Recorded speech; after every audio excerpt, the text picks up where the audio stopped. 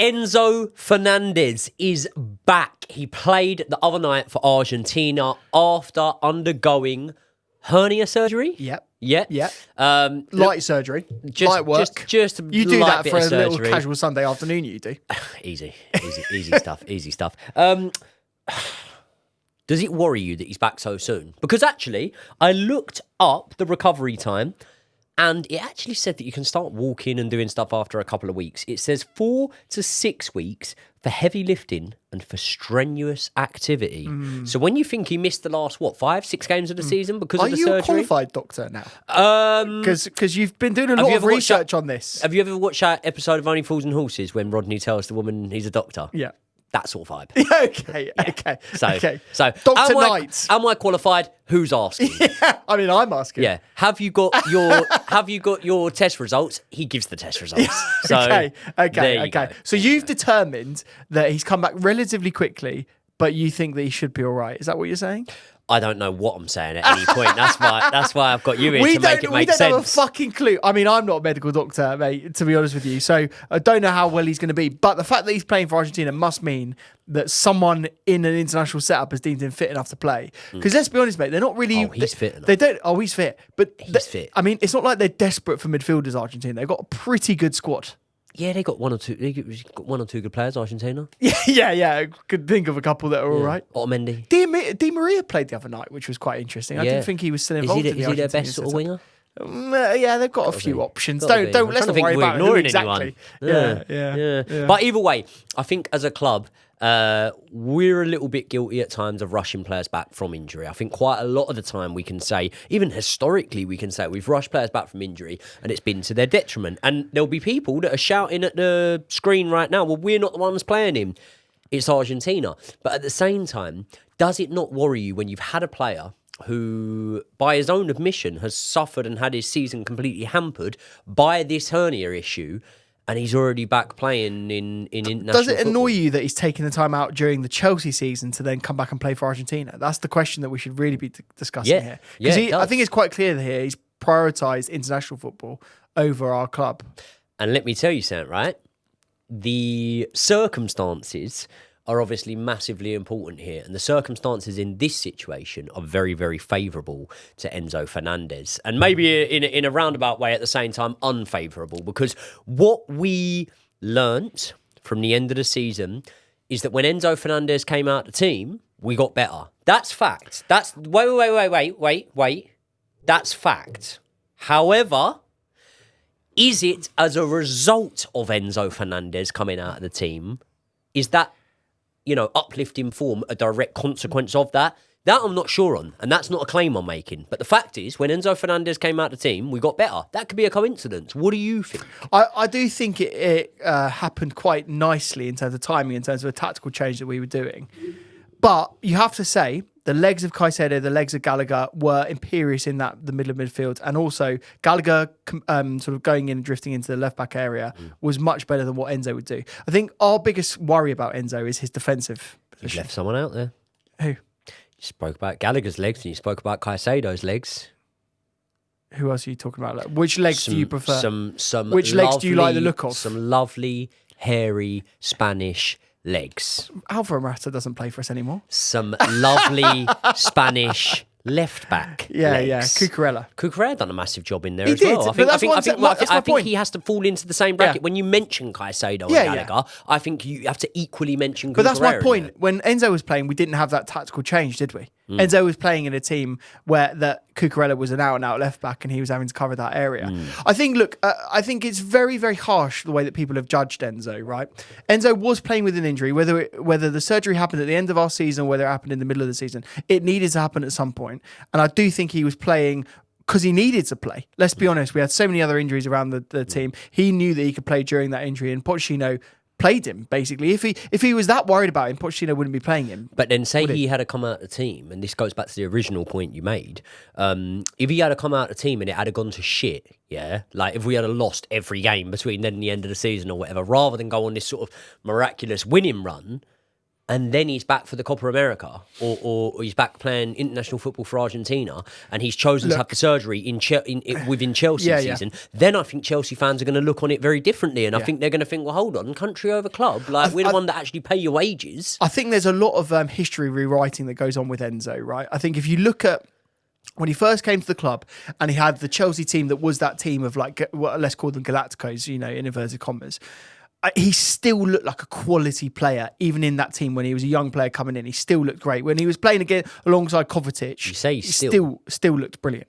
I'd argue he looked better in that. Well, that's the point, right? The point 90% is 90% of the matches he started with Kovacic. Every Chelsea fan that's watched week in, week out Enzo Fernandez play for Chelsea knows that he is a quality player. And actually, even if you look at the data and the numbers, which I've done, I've compared him with Caicedo, it's very clear that Enzo is the creative one out of those two. And we still love Caicedo. And I know he is. Based on the data, I'm just going to say based on the data he is, in terms of chances created, forward passes, through balls, Enzo is all better than Caicedo. Fair. Based on the data, I'm not going to argue with it. But that ball that Caicedo picks out of the midfield, puts over to Reece James before Reece James whips in the cross against Nottingham Forest for the goal. Yeah? Do you remember that ball? Excellent pass. How many times towards the back end of last season did we see Caicedo play that ball and have success? He did it a lot. He did it a lot. No, he did. He did it a lot. He did. How many times towards the back end of last season, once Enzo Fernandez came out of the team, did you actually see Caicedo drive forward, knowing that he had a bit more security behind him with Cucurella and Gallagher there? Yeah. But that's your point. But you just made the point, though. He had the tactical change that enabled him to move forward. But before we get into all that, I've got a quick story for you. I have been getting a lot of random phone calls through the night and in all hours recently. And ironically, it's not actually from an ex of mine. It is from mailing lists that I've inadvertently signed up to. So what I decided to do was a bit of digging online to find out the root of the cause. And it turns out that my information has actually been getting sold by people called data brokers. These little gits have been buying my data and selling it at a profit. What type of data? Well, anything you want. My home address, my phone number, even worse, my health and dental records. Pretty scary, isn't it? Well, I'm about to scare you even more because some of the recent data breaches are absolutely mad. There is an AT&T data breach where over 73 million customer records were leaked on the dark web. And that is why I have started using Aura, the sponsors of today's video and a new partner of the channel. Aura is my personal data bodyguard. It alerts me to when my information is being sold on the dark web or by data brokers. It then automatically opts me out of these databases to then reduce the amount of spam that I'm getting. But the good news doesn't stop there because Aura also provide all-round protection against identity theft. But it doesn't stop there with features like credit monitoring, fraud alert, and even a $1 million insurance policy in case the worst was to happen. And the best part is it's an all-in-one, easy-to-use app, meaning that you don't have to juggle multiple services just to keep your information safe. So if you value your privacy online as much as I know I do mine, then hit the link in the description to start your free 14-day trial. So a huge thank you to Aura for sponsoring today's video, and now I want you to support me by supporting the people that support this channel, and that is Aura. Hit the link in the description. Let's get into the video. So I am agreeing with you that yes, the stats will suggest that Enzo Fernandez is the player that's better creatively than Caicedo. I'm agreeing with you there, but I'm saying that's when they're playing together. I'm saying when they're not playing together, I think Caicedo is a creative output for us. Yeah, fair enough.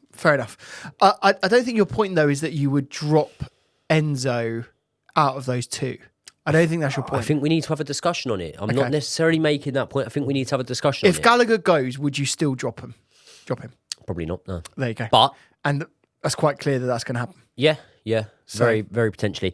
I would say it along the lines of one good match doesn't mean you're back in form, and one bad match doesn't mean you're out of form. But when you look at Enzo Fernandez's showing for Argentina the other night, by the time this video goes out, he might have even played again for him. But the other night, match rating, he got an 8 from most of the Argentinian press, pretty high. I think the highest player in the team was an 8.5 or something like that, which might have been Messi on the night. I think he helped himself to a goal or so.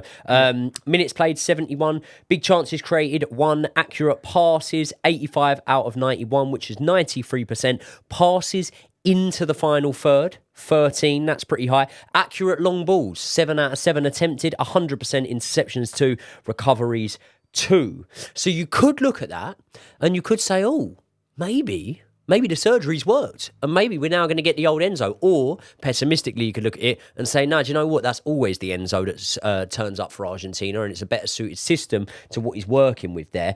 I think that there's a chance, and I don't want to be negative. You know I'm always positive on this channel, but I do think there is a chance that the injury that we saw Enzo Fernandez play through, which was the hernia problem, the groin problem, I think there's a chance that that wasn't necessarily why we didn't feel that we saw £100+ million worth of Enzo Fernandez last season. So then I've started looking back, right? And I've started looking back at like how players have come back from this same injury, because actually quite a lot of our past players have suffered with this injury, right? 2011, Frank Lampard was sidelined with a hernia injury for what he was initially told would be a couple of weeks. He ended up spending 4 months on the sidelines, right? And I looked at an interview of his that he had done since retiring from football, right? It was in the last couple of years. And he actually said that he felt that injury for the rest of his career and ended up just having to play on with it through the rest of his career, right? Did it different medical care back then, but yeah, fair enough.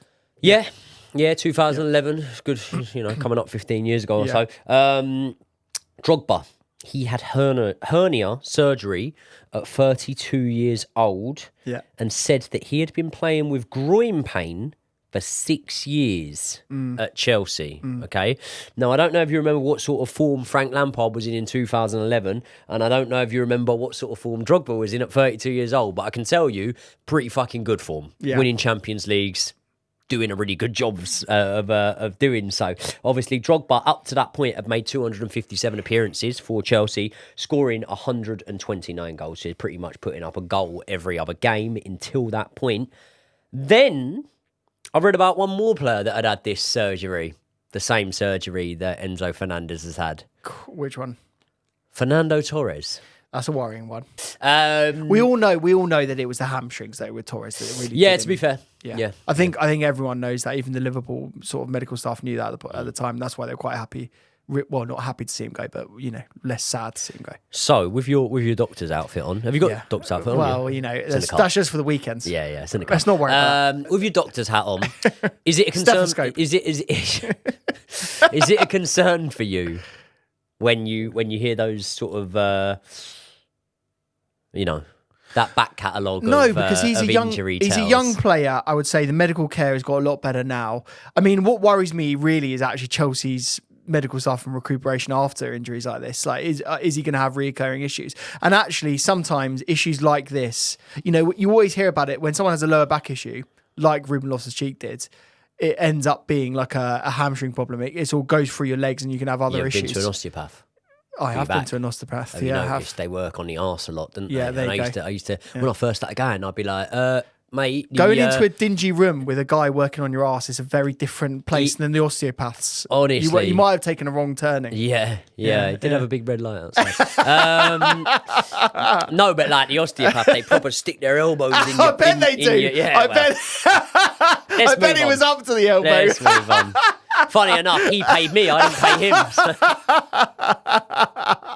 I don't think Enzo's had that treatment, unfortunately. He's probably had every other treatment other than that one. I would call him and complain, but he's in prison now. So, right. I think Enzo will be back and fit. I mean, the performance for Argentina, I think he'll be absolutely fine. And I'm really looking forward to seeing a fully fit Enzo. And then, mate, we can judge him. If he starts the first 5 games for Chelsea and is really poor, then absolutely we can have this discussion about whether he's going to be good enough for Chelsea. I do think that entire last season has to be judged and marred by that injury. Okay, fair enough. I think that is a little bit too favourable on Enzo Fernandez. Can I give you some one counter to this then? Yep. Is he has the most through balls out of Rodri, Rice, Caicedo and Douglas Luiz per game. He's got better pass conversion stats than Declan Rice. There's stats that but he doesn't have more goals and assists than most of them players. He doesn't. But more than Caicedo. He doesn't. And the goal contributions is something that Enzo definitely needs to improve, especially if he is going to play in that hybrid number 8 and number 10. When we bought him in, we definitely thought that we were bringing a player in that was gonna score an assist. I'm not saying he didn't. A couple of good goals this season. Did we expect Jorginho and Kovacic to score goals and assists? Were Jorginho and Kovacic good enough? I mean, they were very good for it. They won a Champions League final with us. Yeah. So they're pretty good players. They were pretty good players for us. Yeah.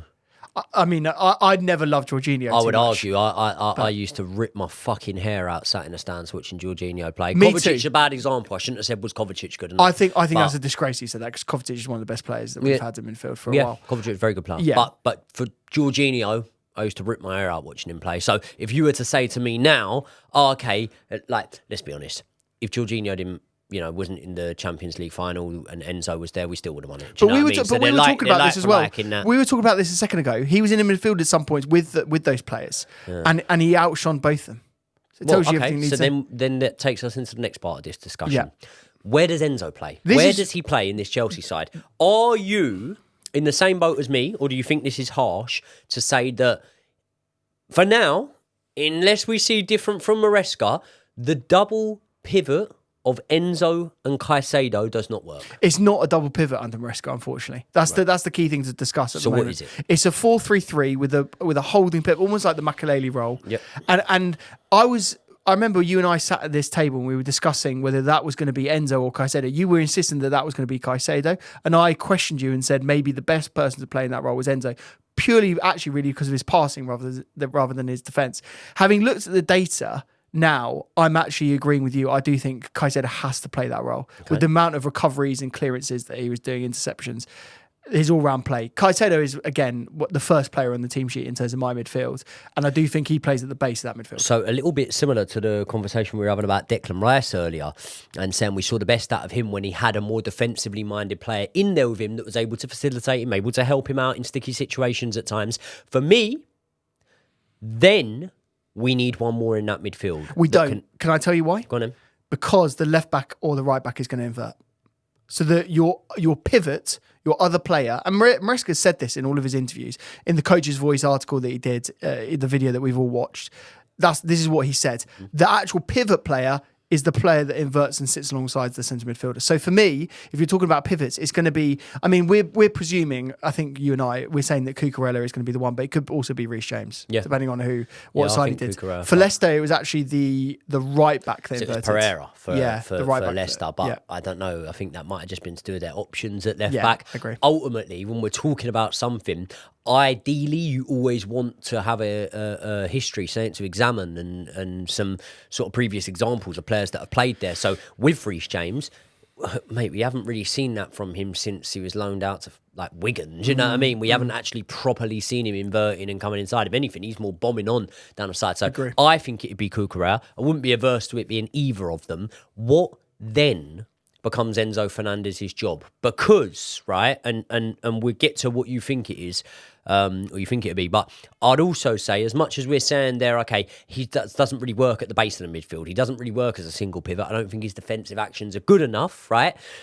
Then, if we go to the other end, and we say Enzo Fernandez is the number 10, no, I don't think that works either, because the one thing, my one biggest criticism of Enzo Fernandez, do you know what it is? See if you can guess it. Is it the shooting? It's the shooting. Yeah, I thought you were going to say that. The shooting's fucking horrific, It's been mate. bad. Like, it's not Sterling's free kick against Leicester bad, but it ain't far off a lot of the time, right? And people are going to go, hold on, what about the goal against Palace? What about the wonder strike against Aston Villa? Completely agree. The free kick against Aston Villa was unbelievable. But how many times this season has Enzo Fernandez either picked up the ball or had the ball dropped to him on the edge of the box, really good position where you really think that even midfielders of the past are going to stick something into a corner or whatever, and he either skies it or hits it straight at the goalkeeper. Yeah. The shots are too tame. I've got a question to literally answer this. Yep. On the edge of the area, you've got Cole Palmer pinging a cutback to a centre midfielder. Who would you rather have taking the shot on the edge of the area? Would you rather have Enzo or would you rather have Carney? That's your options. I'm giving you those two options. Come on, give me another option. No, I'd rather have Carney. There you go. There you go. But I'll tell you who else I'd rather have. Go on. Caicedo. Because I'm thinking about the disallowed goal against Spurs. Yeah. It's good, wasn't it? No, it was really good. The thing I don't see a world in which Caicedo isn't playing the holding role. Because I can't see any other player that we've got in our squad being better in that holding position than Caicedo. Can you? Because I don't see it being Ugochukwu. I don't see it being Santos. I don't see it. Well, actually, it could be Lavia. Could be Lavia. That's the only player in our squad that could play that deeper role. So I actually think that Lavia is going to play in the midfield. I think Lavia will be probably for the most part a starter, for Enzo Maresca, if he can be fit and available and if he can get himself up to scratch quickly. I don't know how soon he's going to be back training. Well, he's doing lots of pictures saying that he is training now. So I think he'll be ready for the start of the season. So when we look at that midfield, you're thinking Enzo's sort of in the 8 role, I'm assuming? Well, this is so let's very quickly summarise Maresca's system. In possession, what Maresca wants is a box midfield, so a 4-man midfield almost. So literally you could play it around in a square. That negates the sort of the 3-man midfields that a lot of teams play now. So Cucurella will be inverting and be alongside Caicedo. And then basically you've got 2 8s that push very high up. So neither of them will be what you've described as a number 10.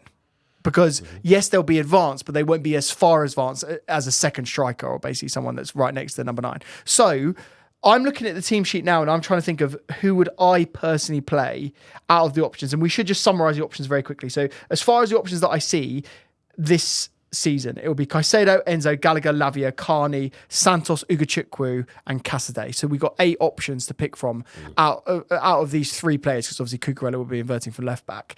The way that I personally see it going is you want 2 number 8s that can affect the pitch in sort of like cutback situations as I've just described, and also drive with the ball. Do you remember what Barkley and Ruben Loftus-Cheek did in a Sarri system? I think that will be very similar roles to this. So when I was looking at building my lineup, and I'll just give you my 3 that I think I would start right now, I would start Caicedo at the base of midfield.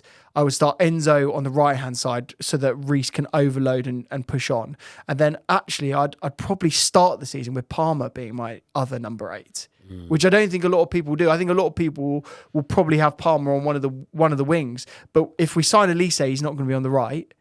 And I can't see Palmer playing off the left either. We've never seen him there for Chelsea. And obviously we didn't have a massive back catalogue of what to go on and what he had done in his time at Man City. So I could definitely see it. I could see him dropping further in. Yeah, so that's the decision for me. And then I'm looking at other options. I absolutely agree. I think Lavia could be at the base midfield and maybe Palmer's the one that drops out, but Palmer's going to be the one that Palmer's going to start. Palmer don't drop out. At start 11. But where's he going to go then? He's going to have to go out to the right wing, and then Elise will have to go over to the left. But we're banking on Elise like it's happened. Elise true. We don't know. So we don't know. Obviously, in Nkunku, he's going to be playing off one of the sides there. My main thing is that this season is definitely make or break for Enzo Fernandez, because I understand that he's been very competent. He's made very little errors. He has actually fitted in well. Like one thing I could say about Enzo Fernandez is from his time at Chelsea, there wasn't a transition period, was there?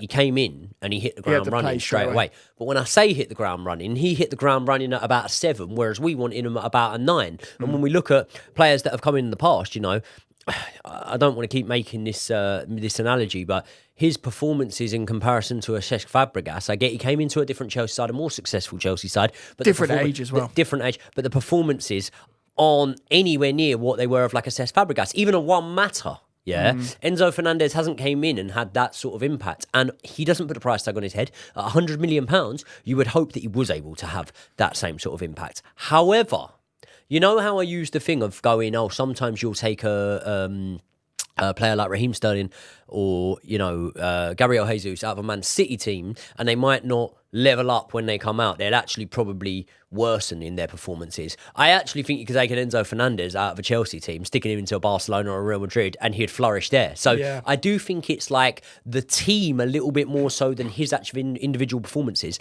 But at the same time, you would hope, and again, it's unfair on the player to use the price tag, but you would hope, from the club's point of view, if you spend 100 million on a player, after 2 seasons, or 1.5 seasons, you're not sat there going, what's his best position? Where does he play? How do we facilitate him? You would have hoped to have worked that out by now. Do we not know it though? What do you think his best position is? Are you that unsure you don't know? Yeah, because I feel like it's quite clear. I feel like it's quite clear.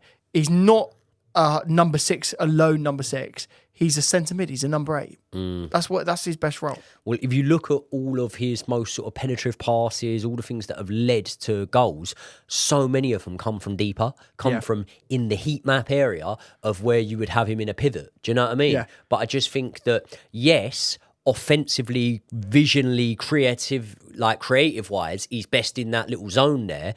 but he doesn't offer you the defensive actions. He doesn't offer you the blocks, the tackles, the interceptions. But that's why Maresca is brilliant for him. Right. Because he's going to have the protection of a Cucurella inverting, and he's going to have Caicedo, and Enzo might drop in and form almost like a 3 in that area. And then Cole Palmer, the player on the other side, which could be Carney. I mean, we literally do need that sort of like Ruben Loftus-Cheek kind of number 8 to play for us. And actually, Carney might be the most suited to that out of the options that we listed. Maybe Santos could play there potentially, but I think Carney is probably the best one. Gut instinct, and this is all hypothetical, who has the better season next season out of Caicedo and Enzo? Caicedo. Really? Yeah. Do you agree? I'd agree on that, yeah. And that's the problem. And this is the problem we've got, and it's not a problem that I'm writing off the possibility that gets solved. I do genuinely think that Enzo Maresca might come in, and all of a sudden this might be a worry of the past, yeah? I also think that there's, again, a possibility, you're banking on it a lot further than I am, but I also think that there's the possibility that, yes, the groin injury was massively hindering Enzo Fernandez's performances and what he offered us on the pitch. But I also think that the problem that needs to be navigated there is we have spent the best part of 200 plus million on what we saw, in my opinion, as a double pivot, and it's not worked out in that way. And I just think that with Enzo Fernandez, I need to start seeing more this season, because otherwise I'm going to be at a point when I go, can Enzo Fernandez be competent in the Chelsea side? Yes. Can he provide goals and assists to a way lesser number than I maybe thought he would? Yes. Is he going to be the reason why we don't win certain matches? No.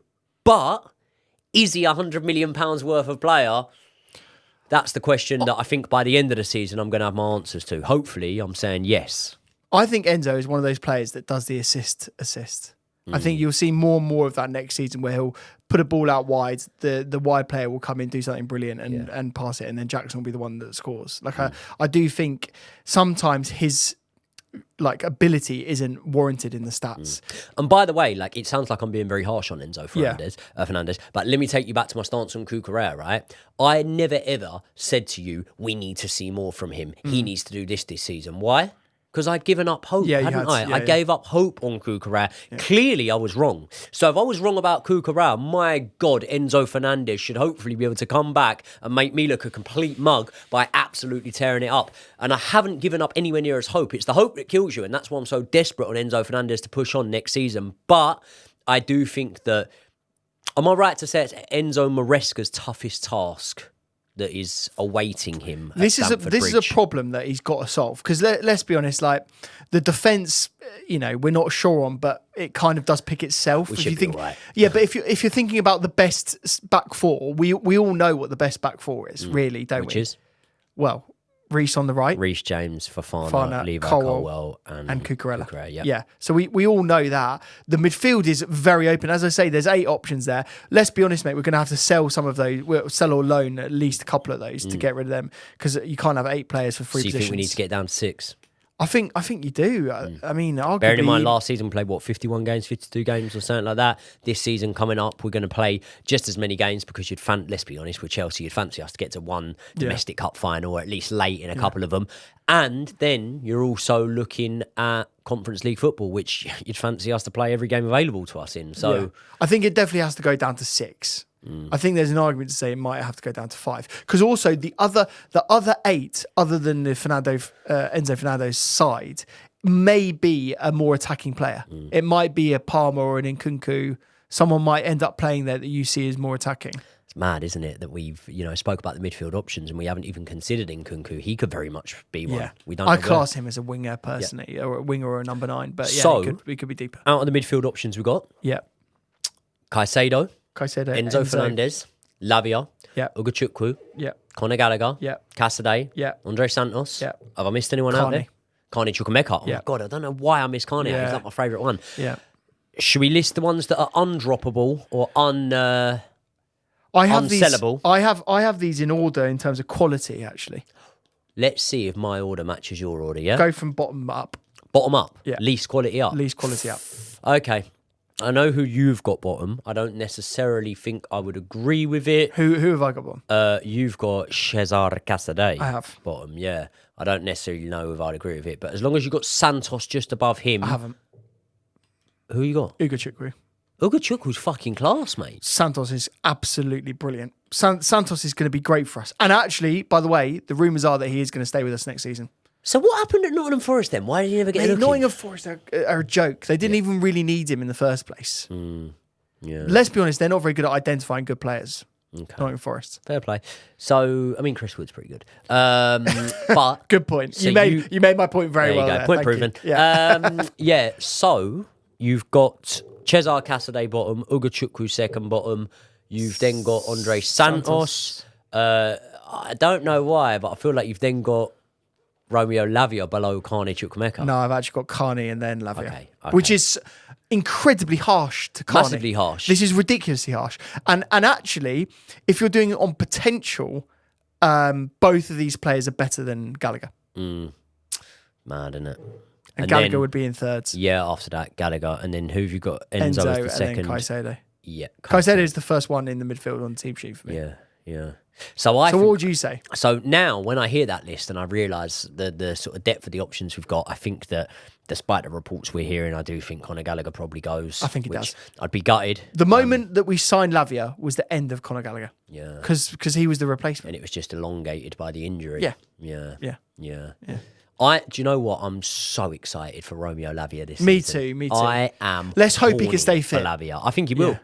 I think he will. So, yeah, definitely. I would say if I was going to have to cut two of those options, though, and listen, this is hypothetical, we don't need to, but if I was going to have to cut two of them, I would say I rate Ugochukwu for a job, and I rate him for a job that probably there's three players that could do, two of which would do better than him in terms of I put him in the same bracket as where I'm putting Caicedo and Romeo Lavia. That being said, I think Romeo Lavia is less of a DM than we think, and I think we're going to see some real sort of versatility from him. And then I actually put Carney Chukwuemeka and Enzo Fernandez in the same category. People are going to think I'm mad. In a strongest Chelsea 11 at this moment in time, not off the back of the potential, not off the back of the World Cup he had, off the back of what he done for us last season, in a strongest Chelsea 11 at this moment in time, systematically for how I want to see us play, I'd probably have Carney Chukwuemeka in there over Enzo Fernandez at the minute. Wow. So who would your three be? Right now. Let's say right now, based on the squad we have right now. Right. Okay.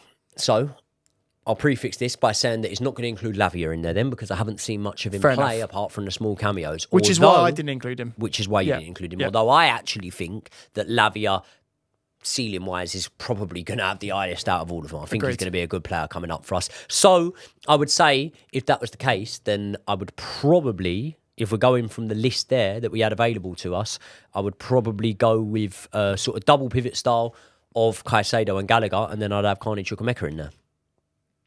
That makes sense. I mean, even if it wasn't a double pivot, that makes sense as a three. Yeah. So I think you could see that. But the big but, we all know that Connor's going to go. Even though we're hearing these press reports that he isn't going to go, I'm almost certain he will. I'll tell you what, though. It's a good headache to have, isn't it? Because when you list that out, there's some real quality there. I think Gallagher and Caicedo, to be fair, are the ones that, like, you have to go, right, these guys are ready for the here and now. Yeah. Ugochukwu surprised me massively with his performances. Like, I remember he played against Bournemouth, played really well.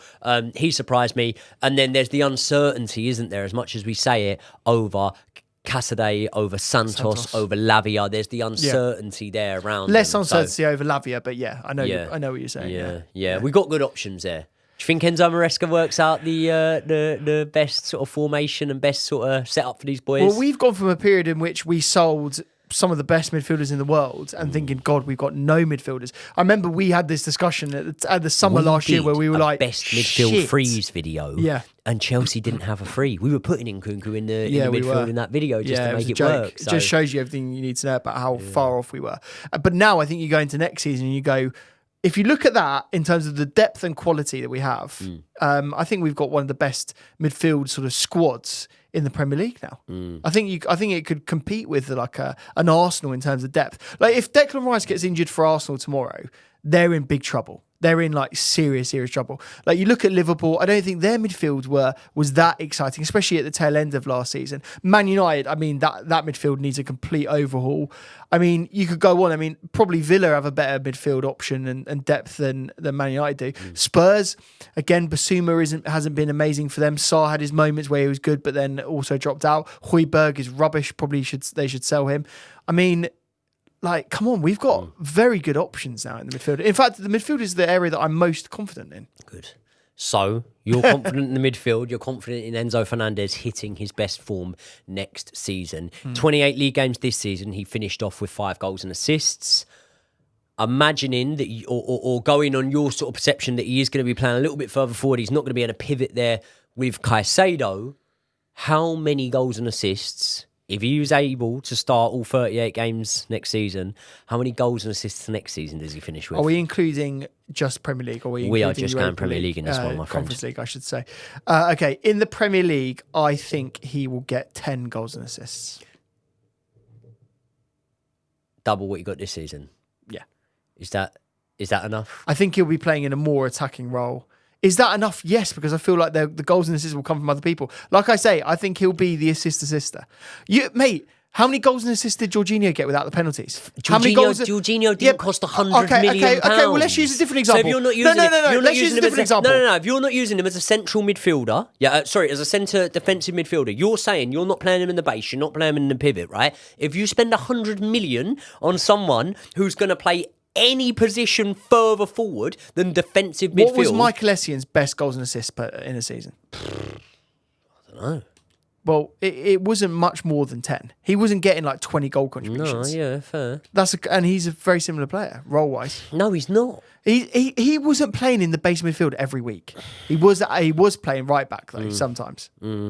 To counter my own points, but there were other players we've had. But hold on. Like when you're stylistically in the comparison to Michael Essien, you can't compare the attacking output when the defensive output is nothing similar. Yeah, fair if you enough. got defensive stats from Michael Essien, his defensive capabilities and his defensive input per 90 minutes were probably, without even looking, quadruple that of Enzo Fernandez's. Yeah.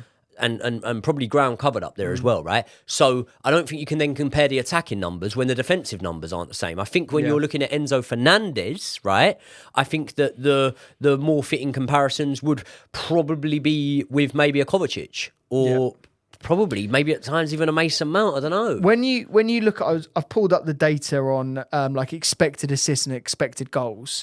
I mean, he's 3 or 4 times the amount of Caicedo.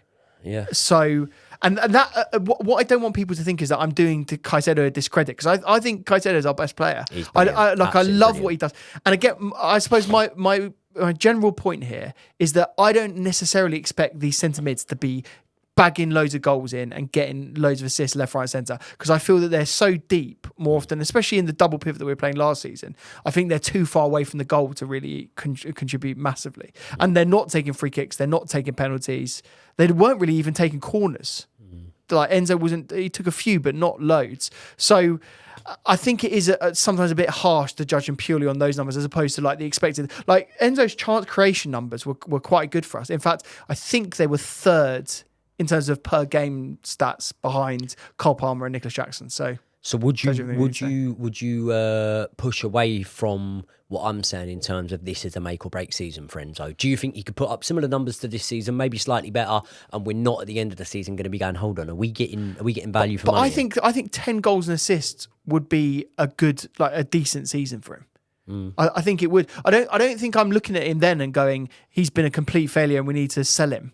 I don't think there's actually a scenario in which he plays so badly that we're then considering at the end of next summer that he needs to go. I just don't. I can't see it happening. And I tell you what, if it does happen, then we're going to have a massive headache because he's been brought in for big money and he's on relatively high wages as well. So Declan Rice started 38 games for Arsenal this season.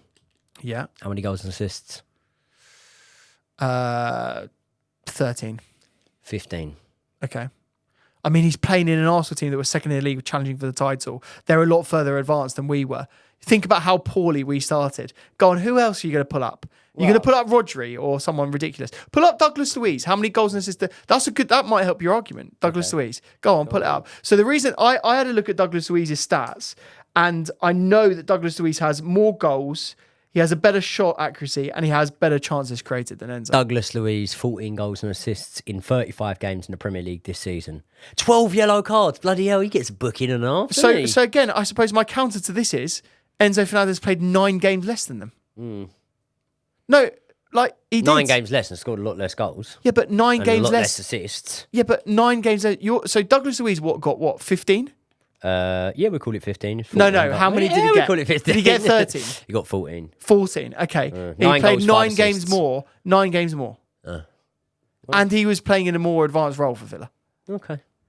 I think it's like we're you we're think I'm comparing harsh him, on Enzo here? No, but we're comparing him to some of the best DMs in the league you've just done there, in teams that were right up and challenging for the league. Okay. What you haven't done is compare him to Bruno Fernandes. Bruno Fernandes is way better than Enzo. Way better. So let's compare apples to apples, right? There are other players in the Premier League, like the Spurs DMs. They weren't getting loads of goals and assists. Højbjerg got 0 goals and assists this season. Yeah, well, Højbjerg was barely playing because he was shit. But even Played Basuma a fair few games. yeah, still but didn't get a goal or even assist. Basuma and Sarr that were playing week in week out, they weren't getting loads. I think you got to compare him to people that were around us. And the fact is, mate, we keep forgetting this. He was injured for that entire time. Sorry, just to quickly, 36 games, Højbjerg played 0 goals and assists. There you go. So there you go. Enzo is definitively better than Højbjerg. And when we spent the 100 million, what did we say? Yeah. We said we as wanted long as him to he's be better than Højbjerg. And that's he is. Yeah. Debate Job settled. done. Debate settled. He's fine. Let us know your thoughts in the comment section, people. I really don't want it to come across like I'm being too harsh on Enzo Fernandez, but I think it's a valid conversation that we need to have. I think you're being way too harsh. I don't think it's a valid conversation. I think he's going to make you look stupid next season. I think it's coming home. And when it does come home, England win the Euros, I'm going to be laughing in your face because you didn't want it to happen.